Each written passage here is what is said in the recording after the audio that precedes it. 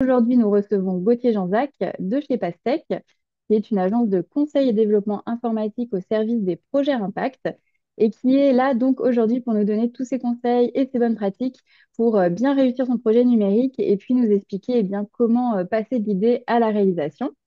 Avant de te donner la parole, Gauthier, je vous partage quelques slides sur Solidatech pour vous présenter rapidement Solidatech, hein, pour ceux qui voilà, ne nous connaîtraient pas encore ou nous connaissent pas encore entièrement. Alors, je partage mon écran. Tac, je partage, voilà, cet écran normalement. Tu me confirmes, Gauthier, vous voyez bien C'est tout bon. mes slides? Mm. Voilà, c'est Ouais, c'est bien tout bon. l'écran, c'est pas la présentation PPT, hein, mais bien vraiment l'écran simple. Oui, oui, c'est bien l'écran que Ouais, tu ok, présentes. Ouais, ouais, bien super. sûr. Ouais, ouais, J'avais ouais. un doute parce que entre les deux écrans, là, c'était pas Ah, tout à fait clair c'est pour tout bon. moi. Alors, renforcer l'impact des associations par le numérique. Effectivement, qui sommes-nous, Solidatech? C'est un programme de solidarité numérique à destination des associations. Pour notre but, en fait, c'est de renforcer votre impact à travers une meilleure utilisation du numérique. On a été créé en 2008 et pour vous donner un petit ordre d'idée, le programme il est porté par une équipe d'une douzaine de personnes. On est répartis entre Paris et les Deux-Sèvres. Alors pourquoi les Deux-Sèvres? Eh bien parce qu'on appartient aux Ateliers du Bocage, qui est une coopérative d'insertion membre du mouvement Emmaüs et qui est donc située dans les Deux-Sèvres. Alors le cœur de métier des Ateliers du Bocage, c'est en grande partie la collecte et le réemploi de matériel informatique, de smartphones et de cartoucheries. Et puis à côté de ça, vous voyez, on fait aussi partie du réseau international TechSoup, puisqu'il existe bien des programmes de solidarité numérique comme le nôtre un peu partout dans le monde. Ah, bah ça, il ne veut pas se dérouler. Hop, voilà. Alors, qui sont nos bénéficiaires? Vous voyez ici, très largement, ce sont des associations de loi 1901, mais on retrouve aussi quelques autres statuts, comme les fondations RUP, les fonds de dotation ou encore les bibliothèques publiques. Toutes ces structures vont pouvoir s'inscrire gratuitement auprès de Solidatech via notre site. Et quel que soit votre secteur d'activité, que aussi vous soyez voilà, vous fonctionnez entièrement avec que des bénévoles ou au contraire des centaines de salariés, tous ces profils de structures, d'associations vont être éligibles à notre programme. Que faisons-nous? Alors concrètement, comment est-ce qu'on aide les associations en matière de numérique? Ça va passer principalement par trois modes d'action. Tout d'abord, il va y avoir tout ce qui concerne le fait de faciliter l'accès au numérique. Donc, ça passe notamment par des logiciels à tarif réduit et du matériel informatique. On accompagne aussi les associations dans le développement des usages du numérique avec notre centre de ressources, notre outil d'autodiagnostic, des formations, etc. Et puis des webinaires comme celui d'aujourd'hui. Et puis, troisième pilier, on est aussi actif dans la coproduction et la diffusion de savoir sur la transition numérique des associations.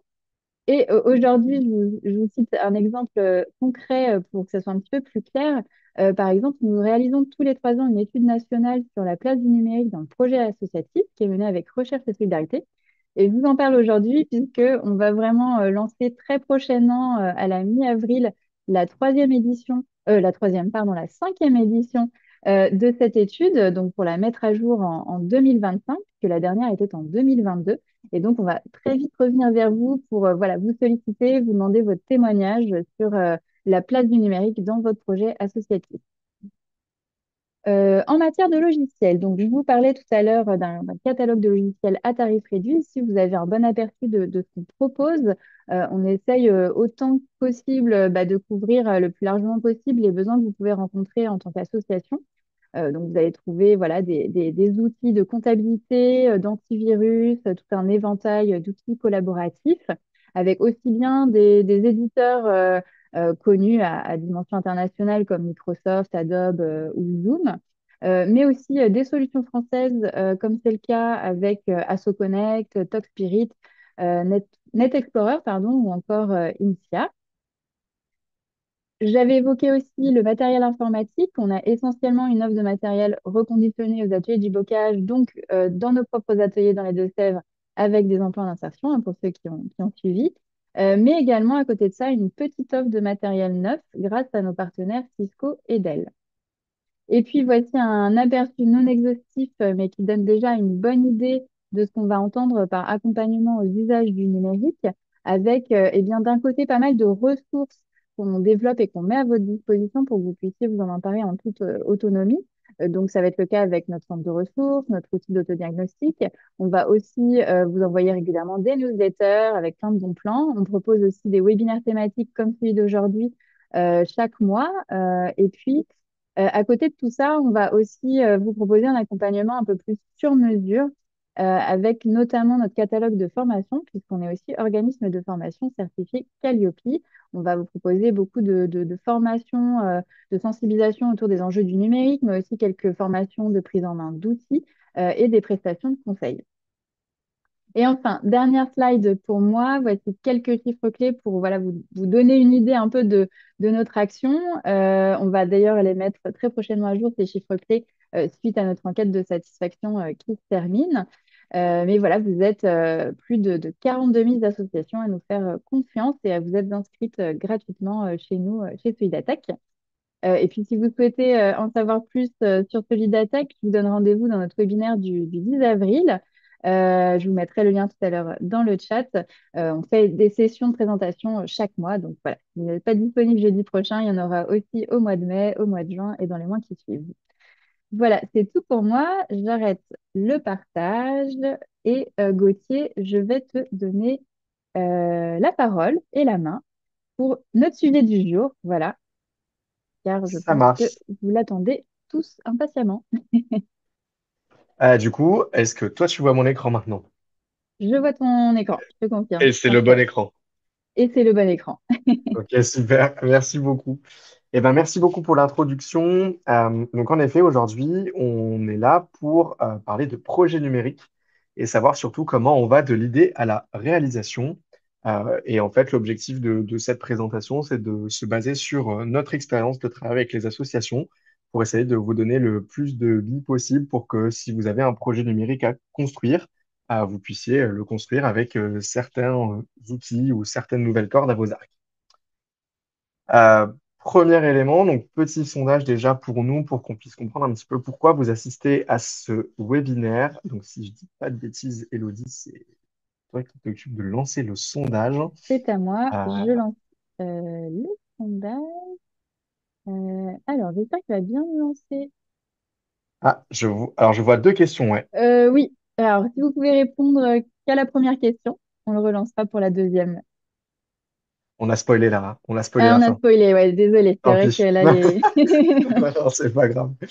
Donc voilà, on voulait savoir si vous êtes plutôt là par curiosité, si vous êtes là parce que vous avez un besoin numérique en ce moment, ou c'est plutôt par anticipation de quelque chose qui va venir, ou peut-être, et on l'espère pas, une mauvaise expérience par le passé, et c'est d'avoir un point de comparaison pour savoir comment il est possible de faire différemment, ou alors aucune de ces raisons. Et donc on essaiera de deviner le cinquième point manquant. Ouais, je pense que on a plus de, voilà, de 80% qui ont participé. Je vais mettre fin au sondage et je vais vous partager les résultats. Ok, Voilà. donc, par curiosité, et on a, ok, d'accord, on a un bon, on a plus de 60%, Oui, plus de 70% même qui viennent pour un projet à venir ou un projet en ce moment. Eh bien, écoutez, c'est parfait. On va essayer du coup de vous donner le plus d'éléments possible pour ces projets-là. Donc, premier élément, élément de présentation pour vous expliquer un petit peu qui on est et pourquoi aussi on fait une, un webinaire aujourd'hui. Donc, on est une société coopérative. Donc, c'est une société qui appartient à ses salariés et on agit en tant qu'agence de conseil et de développement en informatique. Et on a choisi d'accompagner essentiellement des projets à impact social et ou environnemental. Ce qui, dans ce choix, nous a amené du coup à travailler beaucoup avec des associations. On le verra juste après sur le slide qui présente rapidement nos clients. Euh, on a trois expertises métiers. La première expertise métier, c'est autour du conseil et de la gestion de projet. ce qu'on appelle aussi parfois de la direction technique partagée. Donc, on intervient soit quand vous avez une idée de produit, mais que vous savez pas trop comment aborder cette idée-là. Donc, on va vous aider à penser l'architecture, à penser le planning de ce produit-là, à anticiper plusieurs choses justement pour que le développement du produit se passe bien ensuite. Ça intervient aussi, enfin, cet axe aussi prend aussi en compte le fait qu'on a des chefs de projet, des chefs de produits qui vous accompagnent en fait tout au long du développement de ce produit. Le deuxième axe d'expertise, il est autour du développement de produits numériques, où là, on vient vraiment prendre un cahier des charges, lire ce cahier des charges, et ensuite développer le produit basé sur le cahier des charges. On a deux possibilités pour le faire. Soit on le fait en code traditionnel, soit on le fait en no-code. J'expliquerai un petit peu la différence de ces outils plus tard. Et enfin, on a un troisième axe d'expertise autour du numérique responsable. Donc, le numérique responsable, ça va englober trois choses globalement. C'est comment on va faire des services qui sont éco-conçus, donc respectueux de la planète, qui vont pas beaucoup consommer. Je le ferai très largement, c'est un peu plus précis que ça, mais globalement, l'idée est là. Qui sont accessibles, donc où tout le monde peut naviguer sur votre site sur le même pied d'égalité, et qui sont en accord avec, enfin, respectueux du RGPD, donc le RGPD qui est le registre globalement qui donne les règles pour savoir enfin, comment il faut traiter la donnée. Et donc, est-ce que votre logiciel web ou votre solution numérique traite la donnée de manière éthique? Sur les clients, globalement, voici la typologie de clients qu'on a. Donc, comme je disais, beaucoup des associations. Ensuite, le service public et un petit peu d'entreprises privées, mais qui restent toujours dans l'impact. Euh, Globalement, voilà qui est Pastèque. Et donc, moi, dans tout ça, Elodie l'a déjà dit, mais donc je suis associé dans la coopérative et chef de produit, ce qui veut dire que j'aide en fait mes clients à piloter le produit. Donc, je suis un peu la, comment dire, le point de convergence entre la vision que les clients ont du produit, la vision que les utilisateurs ont du produit et la vision que la technique peut en avoir. Et donc, moi, je prends un peu tous ces éléments-là et j'aide à piloter la vie du produit en prenant en compte toutes ces choses-là. Alors, première étape de ce webinaire, c'est la partie formalisation du besoin. Alors déjà, on va parler un petit peu de transformation numérique. La définition plus globale de la transformation numérique, c'est l'idée d'intégrer des technologies numériques dans l'ensemble des activités de l'association. Donc, ensemble des activités, ça peut être dans de l'opérationnel, ça peut être dans de la communication, ça peut être dans la gestion des bénévoles. Enfin, c'est vraiment toutes les activités. En général, quand on travaille avec des associations, on se rend compte que les trois principaux freins euh, à la transformation numérique dans les associations sont le coût, le temps et les compétences. Euh, il faut comprendre que ces freins-là peuvent aussi du coup être des opportunités, puisque certes, la transformation numérique, souvent on se dit que c'est un grand mur devant nous et qu'il va falloir trouver un moyen de passer au-delà de ce mur. Mais une fois qu'on a passé ce mur-là, eh ben, c'est des opportunités pour potentiellement améliorer l'efficacité opérationnelle, moderniser des services pour les bénéficiaires, renforcer l'impact des associations. Si je devais donner un exemple concret de comment on peut améliorer l'efficacité opérationnelle, on a accompagné déjà deux, trois associations où on les a aidés en fait à venir numériser certains process administratifs. Dans process administratif, j'entends par exemple du suivi de bénévoles via des fichiers Excel ou des fichiers Google Sheets qui peuvent être un peu chronophages parce qu'il fallait tout rentrer à la main, il fallait faire le suivi à la main. Parfois, c'était un peu compliqué d'avoir une donnée qui était tout le temps la bonne. Et donc, du coup, là, l'idée, c'était de mettre en place un processus numérique pour que ces informations puissent être remplies par le bénéficiaire quasiment automatiquement directement dans le fichier et qu'en fonction de l'évolution de cette partie prenante avec l'association, eh ben, le fichier puisse aussi se mettre à jour automatiquement. Donc en fait, on gagne du temps dans les processus administratifs et ce temps-là, du coup, on peut le passer sur ces métiers et donc du coup, bah, forcément, ça apporte un peu plus de valeur à l'association que si on passait vraiment beaucoup de temps sur des process administratifs. Euh, Globalement, comment on fait et comment on passe eh ben, d'un besoin métier derrière à un produit numérique? Souvent, la première étape donc, d'un produit numérique, c'est d'identifier un besoin métier. Et ce besoin métier, il vient souvent d'un point de douleur. Donc, le point de douleur, ça va être ce que je citais un petit peu plus en amont. On a un processus d'adhésion qui est peut-être très complexe. On fait beaucoup de saisies manuelles. Ça me prend du temps, ça me demande de l'énergie. Parfois, je peux me tromper dans cette saisie-là. J'aimerais trouver un moyen de pouvoir alléger ce processus-là. Eh ben, le moyen, potentiellement, ça va être du coup d'informatiser ou de numériser ce processus d'adhésion pour qu'il y ait certaines parties qui soient un petit peu plus simples ou un peu plus automatiques. Et ensuite, une fois qu'on a vu ces points de douleur, qu'on les a traduits en besoins informatiques, derrière, ce qu'on aime bien faire et ce qu'on aime bien préconiser, c'est de rédiger ce qu'on appelle un cahier des charges. Donc, le cahier des charges, c'est globalement le document qui va vous servir de synthèse en fait de tous ces besoins et qui va vous permettre aussi de prendre du recul avant de vous lancer dans le développement d'un produit, d'une solution numérique, développement qui est parfois long, qui est souvent demandeur en temps. Et donc, plus on sera organisé pour savoir comment on va traiter ce besoin, enfin, comment on va traiter cette demande et comment on va traiter l'émergence de cette nouvelle solution, et ben mieux ce sera et plus simple ça sera à suivre. Donc, globalement, pourquoi c'est important un cahier des charges? Parce que c'est le document qui vous permet d'expliquer et d'expliciter le ou les objectifs à atteindre de votre service ou de votre outil numérique. Il sert de référence pour son développement et il sert de référence à la fois si vous voulez passer par un prestataire extérieur, mais il sert aussi de référence pour vos équipes. En fait, c'est vraiment le document de base pour que tout le monde puisse savoir dans quel sens on a envie d'aller. Et donc, on fait vraiment aussi, ça nous semble important d'expliquer deux termes. Expliquer, c'est faire comprendre, et expliciter, c'est rendre clair et précis. Et donc, du coup, voilà, le cahier des charges, ça va vraiment être ce document de base qui va un peu nous servir de ligne de mire, si vous voulez. Maintenant, comment on fait un cahier des charges? Eh ben, ça, c'est un petit peu pour nous, si on devait. Alors, un cahier des charges, ça peut changer, hein, globalement. On va pas trouver à chaque fois ces six parties-là. C'est pas un modèle qui est tout le temps le même, mais en tout cas, si on devait recommander un modèle, eh ben, nous, on aime bien utiliser ce modèle-là. Euh, Ce modèle, il est divisé en six parties.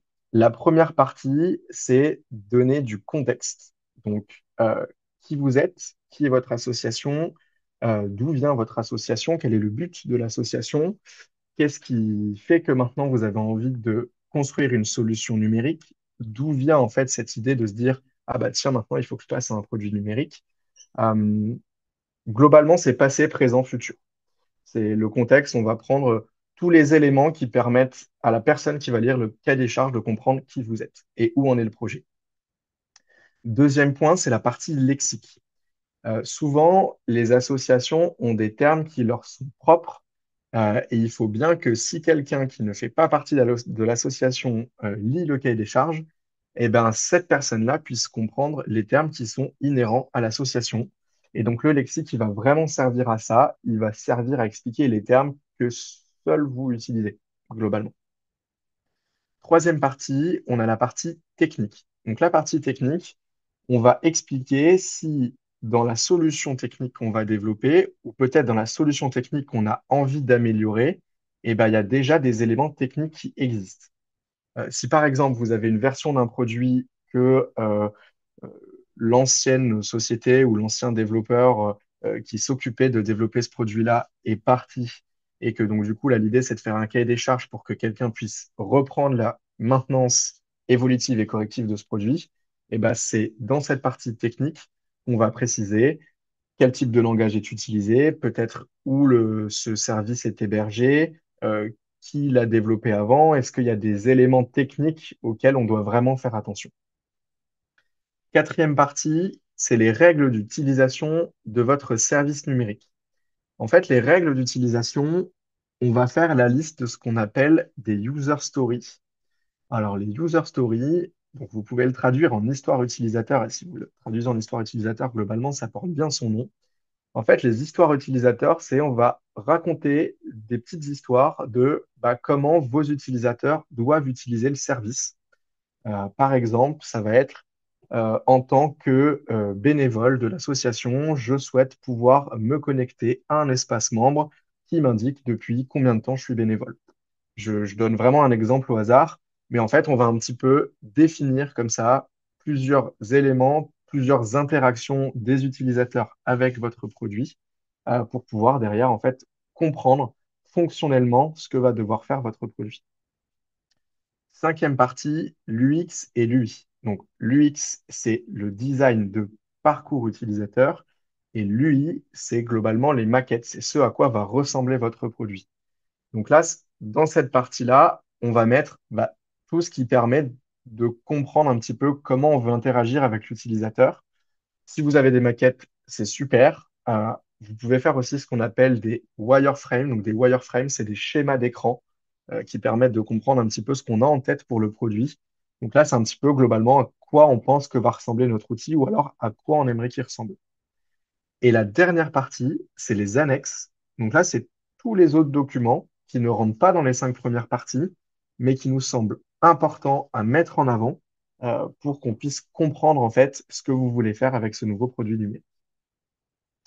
Pour essayer d'illustrer tout ça, je vais prendre le cas d'une association dans l'entrepreneuriat qu'on a accompagnée, qui avait pour volonté de créer un CRM, en tout cas de mettre en place un CRM. Donc, pour celles et ceux qui ne savent pas ce que c'est un CRM, CRM, ça veut dire Customer Relationship Management. Donc, globalement, c'est un logiciel qui permet d'enregistrer toutes les personnes qui interagissent avec votre association, enfin, qui peut enregistrer toutes les personnes qui interagissent avec vos associations, donc des bénévoles, des alumni, les membres de l'équipe, des partenaires, des choses comme ça. Ça permet vraiment de piloter tout ça et toutes ces interactions. Et donc là, l'association avait besoin de mettre en place ce logiciel pour pouvoir en fait suivre les interactions avec toutes les parties prenantes de l'association. Donc, on a dû rédiger le cahier des charges.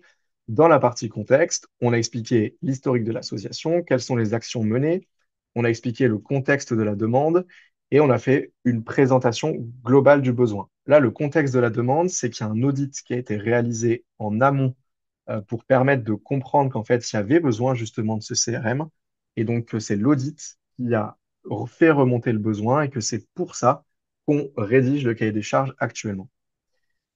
Le lexique, par exemple, là, bon, voilà, je pense que c'est assez clair sur la partie d'avant, mais on va définir ce que c'est un alumni. On va aussi, parfois, souvent, il y a des acronymes dans vos associations, donc expliquer que si on voit tel ou tel acronyme, voilà ce que ça veut dire. Par exemple, on travaille avec une association qui s'appelle Viens voir mon taf, et ben, que nous, en interne, on appelle VVMT. Donc voilà, si on a des acronymes comme ça qu'on a l'habitude d'utiliser, ben, en fait, on va les présenter dans le lexique. Alors là, la technique, pour le coup, c'était assez précis parce que du coup, ce CRM venait s'inclure en fait dans un système d'information plus global. Et donc, en fait, il y avait déjà des contraintes techniques qui existaient. Donc, il y avait des contraintes techniques dans le type de logiciel qu'on voulait utiliser pour le CRM. Il y avait des contraintes techniques aussi dans la définition, ce qu'on appelle d'un plan de reprise d'activité et des attentes de ce plan de reprise d'activité. Il y avait aussi expliqué qu'on a envie d'avoir les anciennes données, donc on a besoin de migrer les anciennes données, qu'on a besoin d'être rassuré sur le contrat de maintenance, qu'il faut respecter la RGPD. Donc on avait vraiment tous les éléments techniques qu'on avait, on les a mis dans ce paragraphe. Ensuite, on arrive sur la partie 4, les règles d'utilisation. Donc là, justement, je vous parlais de user story tout à l'heure. Et ben, c'est un exemple de user story qu'on a mis dans cette partie 4. Donc là, euh, la user story, c'était en tant que responsable et ou administrateur, je souhaite que les données du programme puissent être partagées au national. Et donc là, on avait ensuite 3 points d'explication de cette histoire utilisateur où on fait un résumé de qu'est-ce qu'on attend à travers cette user story.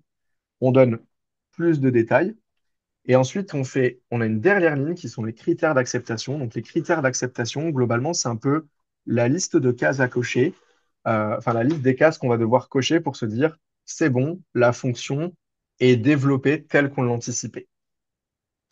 Après, UX, UI, étant donné que là, on allait se baser sur un logiciel qui existait déjà, ben, on n'avait pas particulièrement de maquette ou ce genre de choses. Ah, juste, Et je en annexe, t'interromps, oui, Gauthier. Je me permets de t'interrompre parce que j'ai la question d'une personne qui aimerait que tu réexpliques rapidement ce que c'est que l'UI et l'UX, parce Ouais, que ok. c'est peut-être pas forcément clair pour tout le monde. Ouais, ça marche avec grand plaisir et merci de m'avoir interrompu pour l'expliquer. L'UX, c'est User Experience. Donc en fait, c'est la capacité à concevoir un parcours utilisateur. Donc le parcours utilisateur, c'est comment mon utilisateur va interagir avec mon logiciel web et quelles sont globalement les différentes étapes d'interaction qu'il va avoir avec mon logiciel et comment je peux adapter ce parcours le plus possible. L'UI, c'est User Interface. Et User Interface, ben en fait, c'est vraiment l'interface utilisateur, donc ce que va voir l'utilisateur. Donc là, c'est tout ce qui va être visuel globalement. Donc, est-ce que j'ai déjà des maquettes? Est-ce que j'ai des schémas de ce à quoi je veux que les exemples, les écrans ressemblent, etc., etc. Est-ce que Super, c'était merci. plus clair? Je pense aussi. Ok, très bien. Eh Merci. bien, j'avance avec plaisir. Et voilà, n'hésitez pas s'il y a des questions et j'essaie de faire au mieux pour les termes techniques, mais parfois je m'enchevêtre un peu là dans les termes techniques. Voilà, donc là, une fois, donc ça, c'est vraiment pour établir un cahier des charges. Maintenant, une fois qu'on a le cahier des charges, il va falloir construire ce qu'on a expliqué dans le cahier des charges.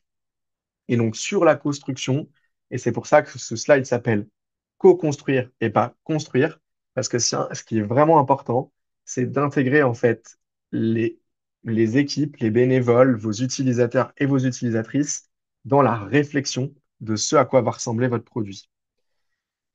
Je reviens rapidement sur ce que j'ai dit plus haut. Donc, on va identifier des points de douleur. Les points de douleur vont donner des besoins. Pour identifier les points de douleur, la question qu'on se pose en général, c'est où est-ce qu'on dépense trop d'énergie et de temps. Ça, c'est un bon, comment dire, c'est un bon élément à suivre pour se dire, ah bah tiens, là, je reviens sur mon processus d'adhésion, il est beaucoup trop chronophage, il est trop demandeur en énergie, il y a un point de douleur, il faut qu'on fasse quelque chose à cet endroit-là. Pour savoir, en fait, connaître ces points de douleur, bah, le mieux, c'est de mener des actions terrain. Et parmi les actions terrain qu'on peut mener, il y a une action terrain dont vous avez peut-être déjà entendu parler, qui s'appelle les interviews utilisateurs, où en fait, on va aller interviewer nos utilisateurs pour savoir soit ce qu'ils veulent pour le produit, soit ce qu'ils pensent du produit actuel et comment on pourrait l'améliorer. Enfin voilà, c'est vraiment, on s'entretient avec l'utilisateur pour lui poser des questions sur qu'est-ce qu'on peut faire de mieux. Il y a 5 grandes étapes.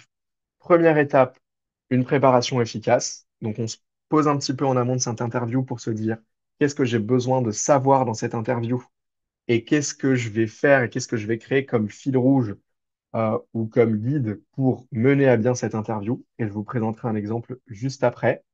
Une fois qu'on a fait un peu ce travail de préparation, on va passer sur l'entretien. Début d'entretien, si vous faites des interviews utilisateurs, ce qu'on vous invite à faire, c'est bon, bien sûr poser le cadre, présenter le guide, présenter le fil rouge, etc. Mais surtout de ne pas hésiter à dire qu'il n'y a pas de bonne réponse. Ce qu'on va vraiment chercher dans ces interviews utilisateurs, c'est que les utilisateurs et les utilisatrices soient le plus honnêtes possible avec nous. On va y compris aller un petit peu poser les questions qui fâchent, parce qu'on va vraiment chercher à comprendre comment ils utilisent notre logiciel et ou alors de quoi ils ont besoin sur une nouvelle version de notre logiciel ou sur un nouveau logiciel, ou ce genre de choses. Et pendant l'entretien, retenez aussi cette fin. S'il y a une chose à retenir, c'est cette formule, c'est vous allez parler 20% et vous allez écouter 80% du temps. Dans, ce- pour que ça soit plus simple, privilégiez les questions ouvertes. Donc, privilégiez les questions où c'est l'utilisateur et l'utilisatrice qui va réfléchir à sa réponse. Et parfois, la réponse va pas tout à fait aller où vous voulez. Vous allez quand même apprendre des choses. Et du coup, c'est pour ça que c'est important de privilégier l'écoute. Une fois qu'on a fini ces entretiens, globalement, on a plein de besoins qui vont remonter. Ces besoins, on va les traduire en fonctionnalités. Et ensuite, on va prioriser ces fonctionnalités euh, pour pour développer en priorité les fonctionnalités qui nous semblent les plus urgentes. Pour identifier ces fonctionnalités-là, qu'est-ce qu'on va faire? On va se poser la question de qu'est-ce qui me coûte le moins de temps et qui apporte le plus pour mes utilisateurs. Et en fonction de la réponse à cette question-là, on va se dire, ah bah tiens, si je fais ça avant, et puis qu'après je fais ci, puis je fais ça, puis je fais ça, et ben en fait, c'est plus logique de le faire dans cet ordre-là parce que cette fonctionnalité, c'est ce qu'on appelle une victoire rapide. Donc, en fait, je sais que si, par exemple, je reviens sur mon idée d'adhésion, si je fais un questionnaire que je vais envoyer à mes adhérents et que les adhérents remplissent ce questionnaire, les informations vont être remplies automatiquement derrière sur ma feuille Excel. Et donc, rapidement, je dois développer ce questionnaire parce que ça me prend pas beaucoup de temps à faire un questionnaire. Et derrière, je vais vraiment faciliter mon processus d'adhésion parce que c'est pas moi qui vais remplir les informations manuellement. Donc ça, voilà. Et une fois qu'on a un petit peu toutes ces fonctionnalités, ben, on passe au développement. Un point que je voulais vous montrer, donc là, c'est un exemple d'un client qu'on accompagne. Donc, on travaille avec France Travail sur un produit qui s'appelle Clap Talent, qui est une banque de profils de mise en relation des professionnels du spectacle avec les employeurs. Et on s'est posé la question il n'y a pas longtemps de laisser la possibilité aux employeurs de poster des offres d'emploi sur Clap Talent. Et en fait, pour cet élément-là, donc pour faire les interviews utilisateurs avant de se lancer, on avait prévu un petit fil rouge que je vais vous présenter maintenant. Je vais essayer d'être rapide parce que je vois le temps qui passe. Donc, on s'est basé sur un logiciel qui s'appelle Miro. Donc, c'est un logiciel qui permet à plusieurs personnes d'interagir en même temps sur un même sujet. Donc, c'est un peu un tableau blanc. Et donc, ce qu'on a fait, donc là, on voit tout le cadre. Et donc, ça, c'est que ça correspond à la première partie, donc préparation d'entretien et présentation du cadre. Et ensuite, on leur a posé des questions. Première question, qu'est-ce qu'on entend par offre d'emploi? Donc là, question très ouverte, où l'idée, c'était qu'ils remplissent un petit post-it et qu'ils nous disent individuellement ce que eux entendent par offre d'emploi. Après, derrière, on pose la question du pourquoi. Pourquoi on aurait besoin d'avoir des offres d'emploi sur Clap Talent? Et là, on l'a fait en fonction de trois types de personas. Donc, pour les professionnels du spectacle, pour les employeurs et pour les conseillers. Ces personas-là sont les différents types d'utilisateurs qui vont interagir avec la plateforme. Et donc, on les a consultés tous les trois parce qu'on s'est dit, ça ne sera pas forcément la même vision en fonction du type d'utilisateur que ça peut être. Donc, pareil, on leur laisse des post-it et on leur laisse répondre à la question. Et ensuite, troisième question qu'on leur pose, c'est quels sont les principaux points de douleur au fait de ne pas avoir encore d'offre d'emploi sur ClapTalent. Et pareil, on divise les réponses en trois catégories d'utilisateurs différentes. Donc, session de questions-réponses qui a duré à peu près une demi-heure. Et après, derrière, on a récupéré toutes, enfin, on a pris du temps en fait pour lire toutes les questions qu'on avait apportées là et en extraire des fonctionnalités. Donc, une fonctionnalité, ça peut être par exemple, euh, dans une offre d'emploi, j'ai besoin d'indiquer un titre, un sous-titre, un début, une fin, etc. Et en fait, on va essayer d'extraire toutes les fonctionnalités qui sont liées à cette volonté de rajouter des offres d'emploi sur Clap. Et une fois qu'on a fait ça, on va, comme j'expliquais tout à l'heure, les prioriser du moins prioritaire au plus prioritaire. Et pour les prioriser, on va se poser la question de qu'est-ce qui me coûte pas cher à faire et qui va me rapporter, on va dire, enfin, qui va apporter beaucoup aux utilisateurs pour qui je vais le développer. Voilà, globalement, ça, c'est un petit peu le fil rouge qu'on a suivi. C'est un modèle d'interview utilisateur que potentiellement vous pourrez réutiliser si vous voulez. Voilà, je reviens, hop, sur mon diapo, qui est celui-là. Voilà. Alors, je vais tout de suite aller à, du coup, comment ça marche. J'ai sauté quelques slides, mais je vais vous expliquer pourquoi. Parce que là, donc, globalement, en fait, si vous avez suivi un petit peu le cycle de développement, on est parti du point de douleur. Ce point de douleur a fait émerger des besoins. Et de ces besoins, on a défini, en fait, un lot de fonctionnalités à développer. Et ce lot de fonctionnalités, on va essayer d'aller chercher le plus petit lot possible de fonctionnalités à développer. Je m'explique. En fait, quand on travaille sur des produits numériques, on travaille avec une méthodologie qui s'appelle la méthodologie agile, qui met l'utilisateur et l'utilisatrice vraiment au cœur de la réflexion du produit. Pour les mettre au cœur de la réflexion du produit, le postulat, c'est de se dire, il faut assez rapidement qu'on leur mette un produit entre les mains pour qu'ils puissent utiliser ce produit et nous dire si l'image qu'on avait de ce service numérique leur convient ou pas. Et donc, plutôt que de développer globalement une voiture, on va commencer à faire un skateboard. On va leur donner le skateboard entre les mains et on va voir déjà comment ils interagissent avec le skateboard.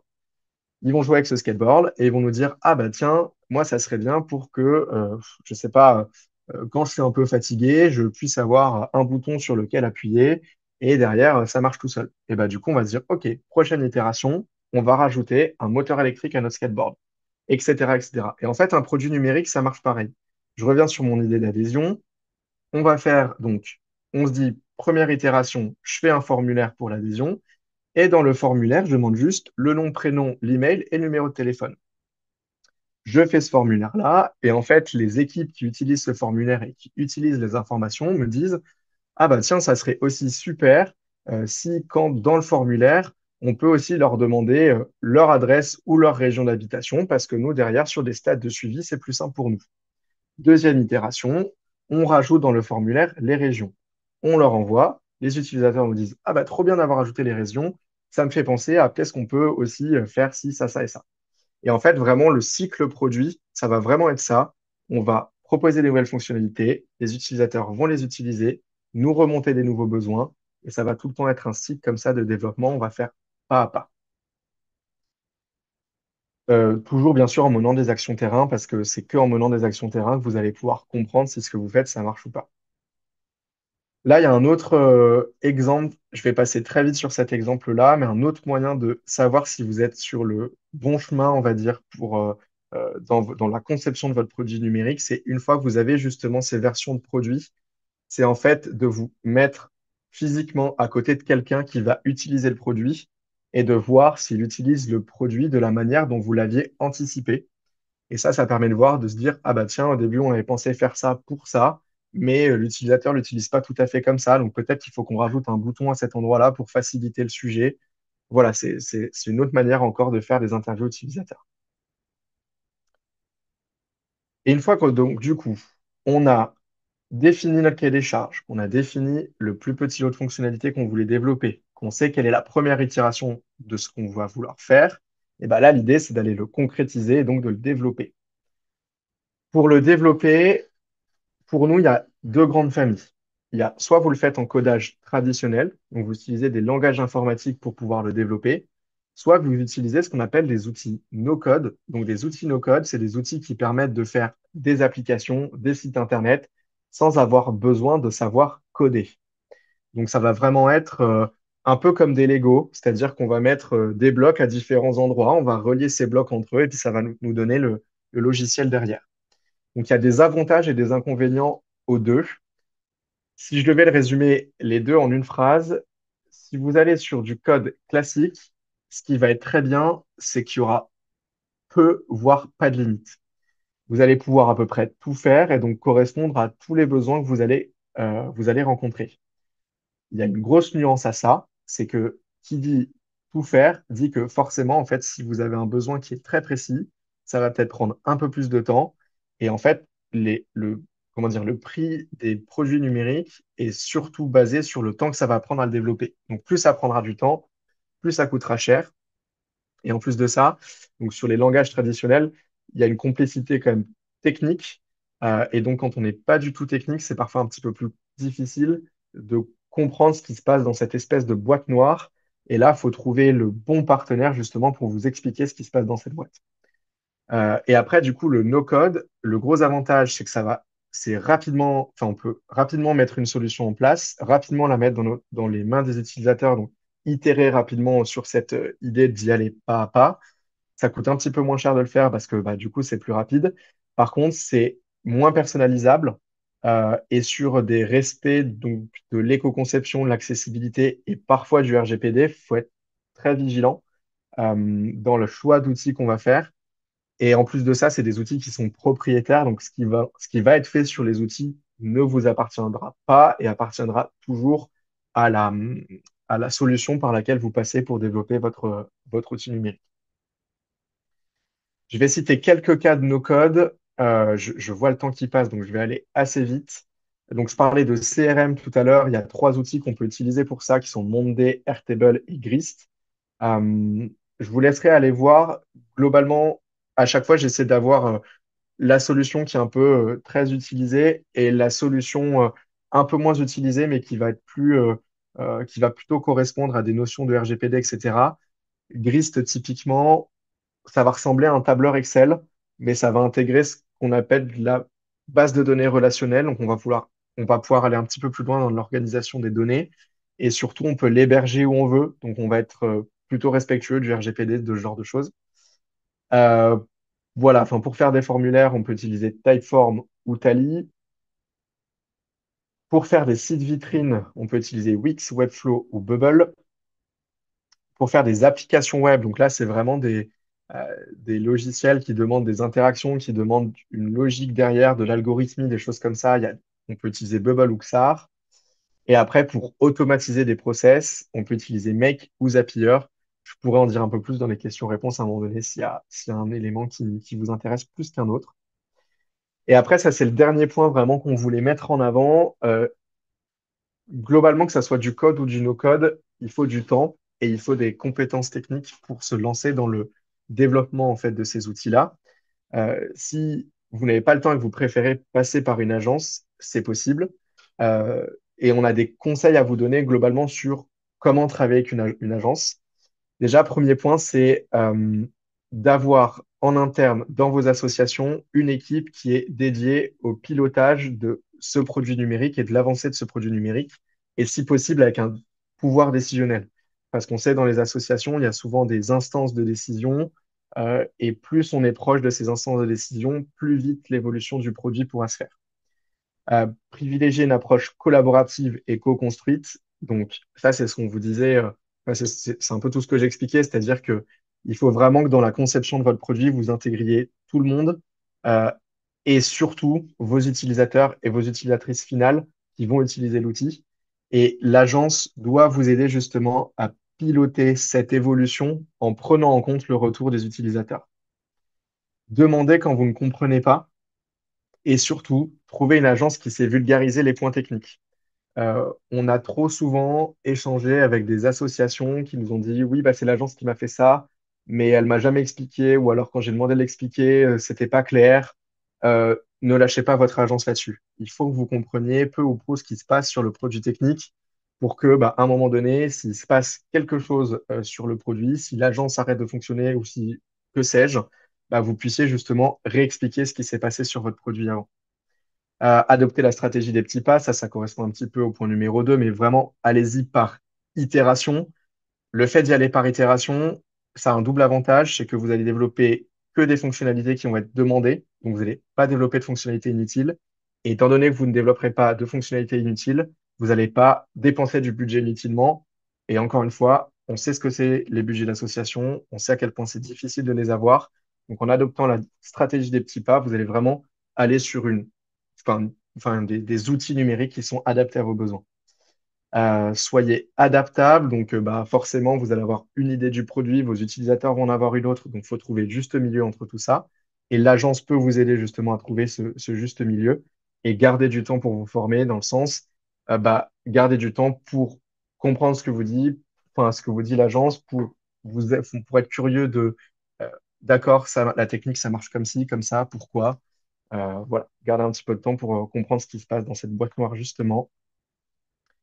Et j'arrive à la fin. Je suis désolé, il est 15h18. J'ai pris un petit peu sur le temps des questions-réponses.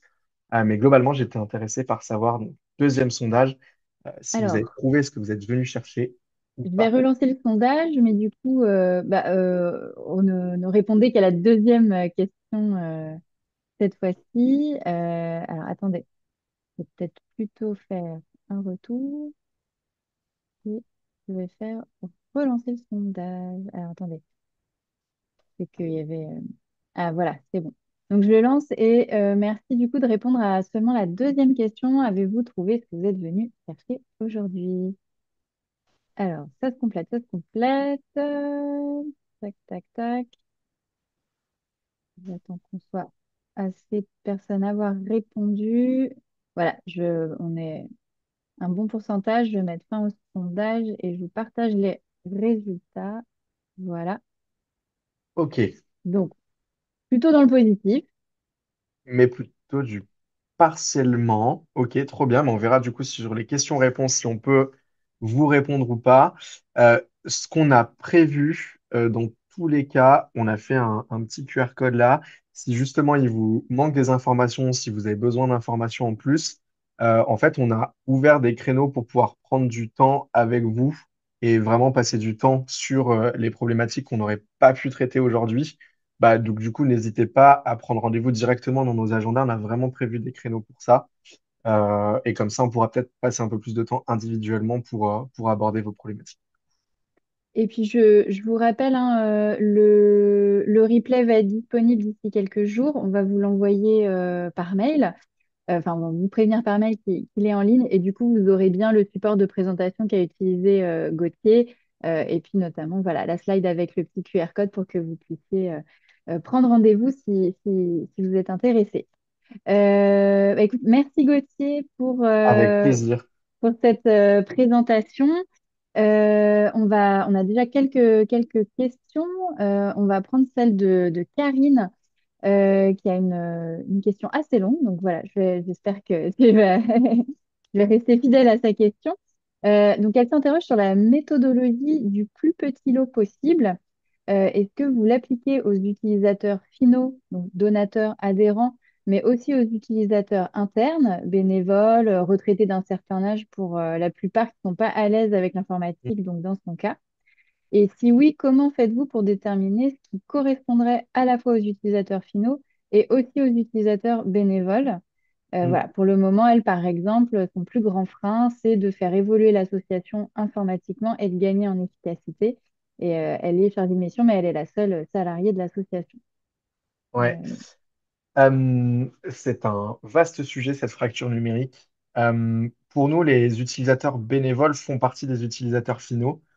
C'est-à-dire que, en fait, si la solution que vous cherchez à développer pour justement optimiser ces processus-là, elle passe par le fait que les bénévoles seront utilisateurs du produit, ce que nous, on vous invite vraiment à faire, c'est de les consulter. Si c'est des gens qui sont assez éloignés du numérique, c'est un petit peu plus touchy sur les interviews utilisateurs, dans le sens où va sûrement falloir les faire en direct.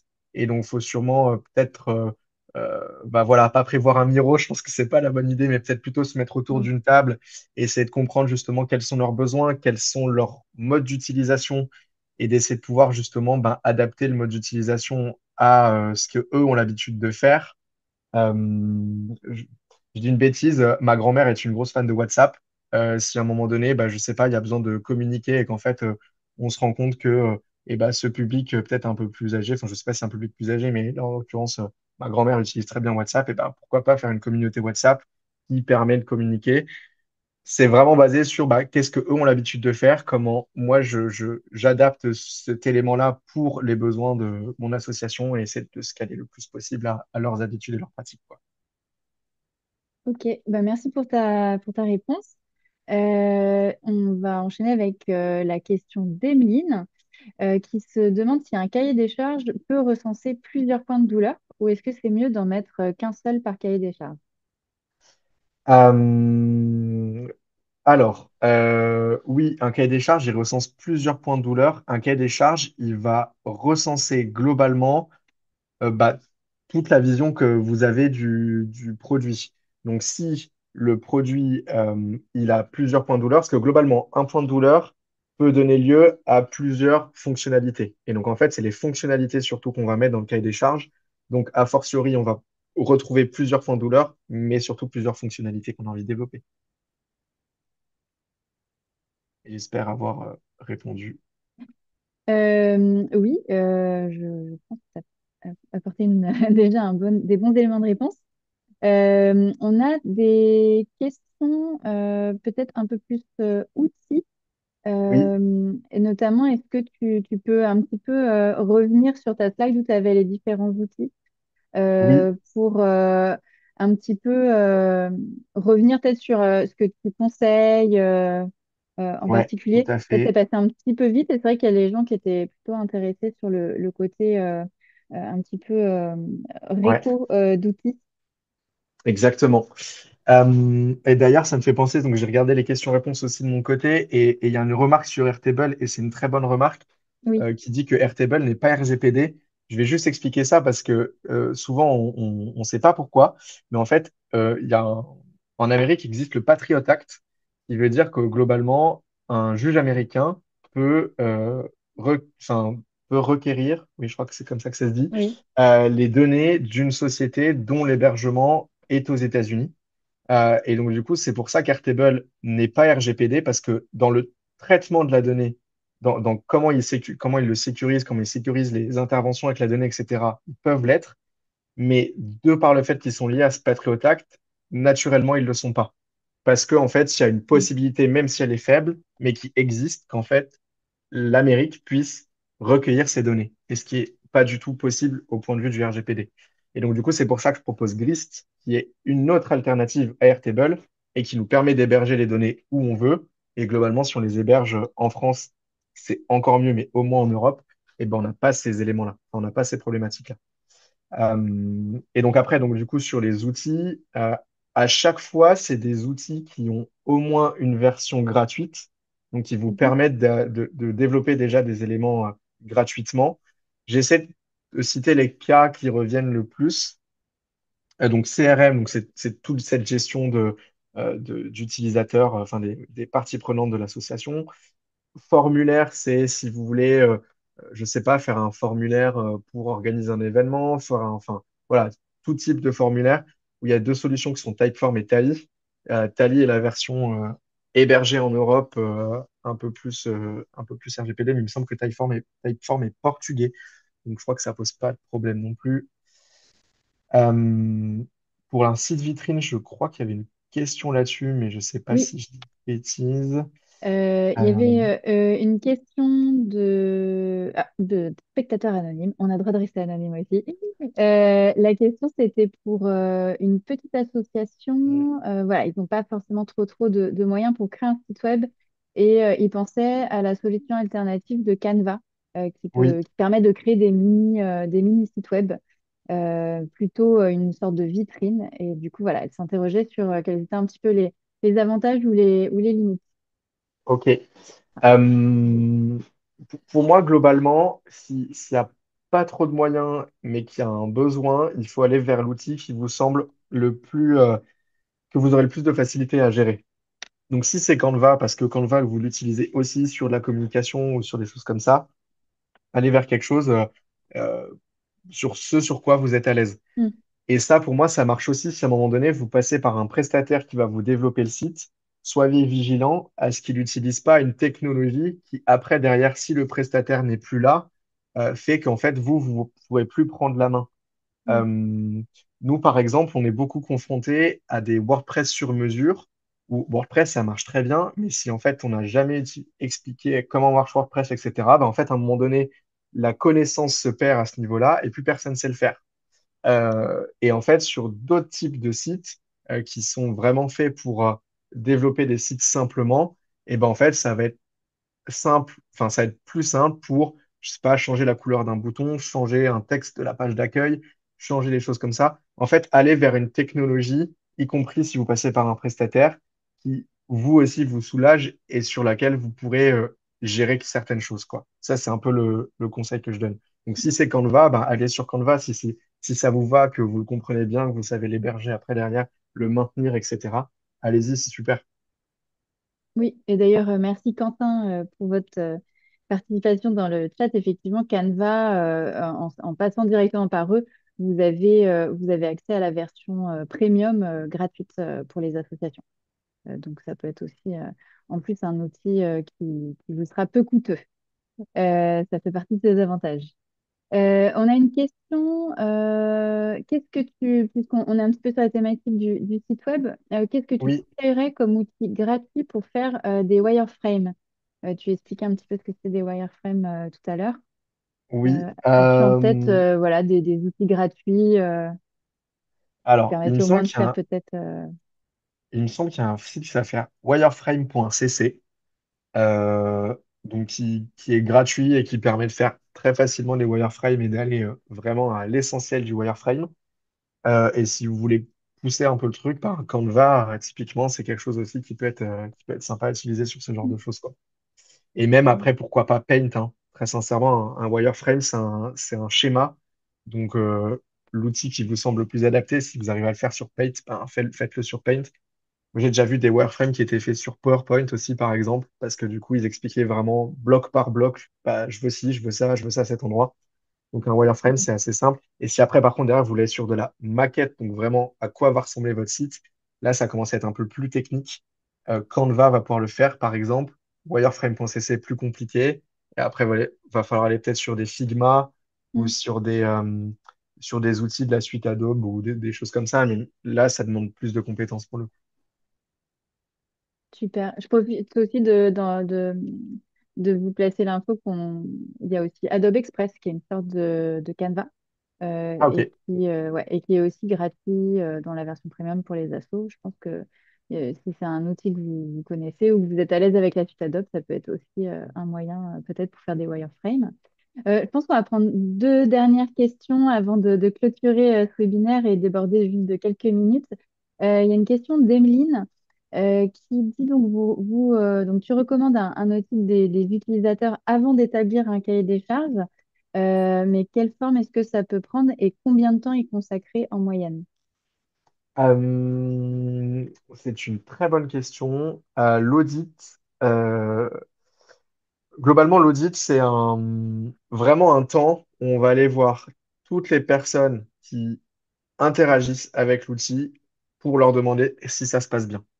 Donc là, il faudrait que je regarde, mais nous, on a pareil un formulaire d'interview où on va aller justement en fait rencontrer ces différentes personnes, leur poser à tous et toutes les mêmes questions. Et en fait, en fonction des différentes réponses, de se dire, ah bah tiens, là, on commence à avoir quand même des points de convergence sur un besoin, un point de douleur, une fonctionnalité qui manque, des choses comme ça. Sur des audits, il y a une question que nous, on aime beaucoup poser, par exemple, c'est si vous aviez une baguette magique et que vous pouviez faire ce que vous voulez, qu'est-ce que vous voudriez pour le prochain outil, pour la prochaine mise à jour de l'outil? Ça, c'est une question qui marche bien. Et après, le temps que ça prend, c'est variable. Euh, Plus vous pourrez prendre le temps de le faire, mieux ce sera.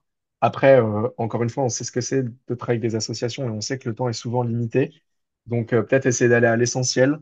Euh, S'il y a, par exemple, différentes typologies de personnes, ben, interroger, je sais pas, deux ou trois personnes par type de personnes qui vont interagir. Voilà, ça peut être des choses comme ça. Ok, merci. Et je pense dernière question pour aujourd'hui.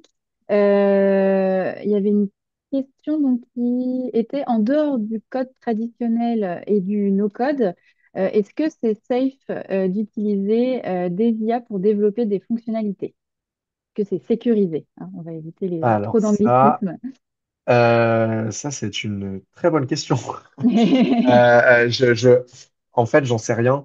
Enfin, je suis désolé, c'est une réponse un peu en demi-teinte, mais euh, En même l'IA temps, va ça peut-être, dépend des outils en plus qu'on va choisir, je suppose. bah, Donc, c'est ça en fait. Enfin, sur l'IA, il faut quand même être très vigilant à quel modèle vous utilisez, sur quoi il est basé, sur comment il a appris, sur plein de choses comme ça. Si vous n'avez pas du tout de notion dans le code et que derrière, il vous sort des lignes de code mais que vous savez pas tout à fait ce qui se passe dans ces lignes de code, bah, c'est un peu moins sécure du coup parce mm, qu'on sait pas tout à fait ce qu'on va mettre en production. Euh, voilà, je sais pas répondre, mis à part soyez le plus vigilant possible et allez pas déployer des choses que vous ne maîtrisez pas mm. parce que du coup, bah, vous saurez pas savoir, enfin, vous ne saurez pas ce qui se passe sur le site et du coup, en ne sachant pas ce qui se passe, bah, c'est le meilleur moyen d'introduire des erreurs ou d'introduire des choses que derrière vous ne saurez pas gérer malheureusement, quoi. Très bien. Merci pour ce dernier conseil, Gauthier. Avec Merci plaisir. à tout le monde, voilà, tous les participants qui sont restés jusqu'au bout. N'hésitez pas si voilà, vous avez encore des questions ou vous souhaitez contacter Gauthier et puis du coup Pastèque peut-être pour discuter de vos projets actuels ou futurs. On vous partagera du coup le contact dans le replay que vous allez retrouver d'ici 1 ou 2 jours, hein, normalement sur notre site. De toute façon, vous allez être informé par mail et vous aurez toutes les infos. Quant à nous, enfin, je vous donne rendez-vous pour notre prochain webinaire thématique qui sera justement sur le no-code Elia. Donc, ça peut intéresser un grand nombre d'entre vous. L'idée, il sera animé avec Contournement, que tu connais peut-être, Mm. Pastèque, qui sont Ouais, assez ouais, tout à fait. spécialisés hein, aussi dans le sujet du no-code. Et là, vraiment, on va aller creuser un petit peu tout un panorama d'outils et puis de voir un petit peu les possibilités d'automatisation, tout ça pour vous faire gagner du temps dans votre quotidien. Donc voilà, ça peut être très complémentaire, je pense, à ce webinaire d'aujourd'hui. Encore merci à toi, Gauthier, pour ton temps et pour cette présentation hyper très intéressante et utile. Je pense voilà, qu'on a appris pas mal de choses aujourd'hui et qu'on a une bonne méthodologie claire pour vraiment se lancer dans les projets et je sais de quoi je parle. Ça aurait pu Eh être ben, avec intéressant d'avoir plaisir. ce webinaire d'ailleurs un peu plus tôt pour moi aussi, pour voilà, mes connaissances Super. personnelles. En tout cas, super et je vous souhaite une belle après-midi à tous. Tu as un petit mot de la Merci. fin peut-être, Gauthier? Ouais, bah merci, merci beaucoup, avec grand plaisir. Et merci à toi surtout d'avoir animé tout ça. C'était très agréable pour moi de savoir que tu suivais tout ça d'une main de maître. Donc, du coup, parfait. Et merci à tous. Et voilà, je vois qu'il y a des personnes qui vont prendre rendez-vous. Vraiment, n'hésitez pas du tout. Ça sera avec plaisir qu'on échangera avec vous. Très bien. Et bien sur ces derniers mots, je vous souhaite à tous une belle fin de journée.